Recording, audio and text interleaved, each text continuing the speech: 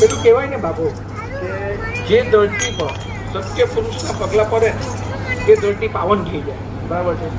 તો તમે અમારી ધરતી કન્યાથી ધરતી પર પગલા પડ્યા એટલે અમારું કન્યાથી ગામ પાવન થઈ ગયું. એના માટે હું તમારે ખુશી આભાર માનું છું. હવે રહેલી વાતમાં એવું છે કે અત્યારે મને કોઈ કીધું જિજ્ઞેશભાઈ કે કોઈ બહેનોને કોઈ કોઈ એવું કહી ગયા કે ભાઈ દર વર્ષે એવો પ્રોગ્રામ સાલગીરીનો કરતા રહ્યો છો. જોઈએ તો એમ કે કન્યા સિવાયથી કઈ પૈસાની કઈ તકલીફ પડે એમ કે તમારી બહેનો ઉઠાવું. અરે હજુ તો અમે કન્યાથી પરિવાર જીવતું છે, તમારું અહીંયા છે, પણ તમારે રૂપિયાનું કઈ નહીં, ખાલી તમારે આવવાનું ને તમારે આશીર્વાદ આપવાનું હોય, બીજું કઈ નહીં. બીજું એક એવા બાપુ એક અમારા ગામમાં બરિયા દાદાનું મંદિર નથી. બરાબર છે? અત્યાર પછીનો અમારો ટાર્ગેટ બરિયા દાદાને મંદિર બનાવવાનો ટાર્ગેટ છે. મહાદેવની કૃપા થશે તે થોડા જ વર્ષોમાં એ કામ પૂરી કરીશું. એ મહાદેવને ચિંતા છે બસ.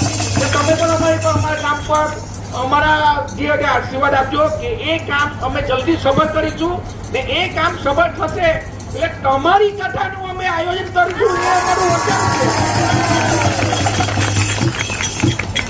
બીજું અમારા ગામમાં જે અમારા જુવાનીઓ મારા એકલાથી જે વસ્તુ સપોર્ટેબલ નહીં હોય,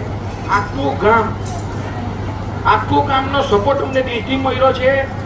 જે ગામમાં દાન પેટીમાં પૈસા આપ્યા, રોકડા પૈસા આપ્યા, જેને આપ્યા તેનો પણ અમે સમસ્ત કામ પરિવાર તરફથી હું આભાર માનું છું. અમારે તો એક વસ્તુ બાપુ નક્કી છે કે બોરાના જે કરે જે નક્કી હોય ખાલી કામ ઉપાડવાની હિંમત હોવી જોઈએ. એટલે બીજું બધું તો બોરે ના પેલો કહેવત છે ને, માગે 20 આપે 30 ડામરા 30, એવું છે કામ બાપુ અમારું.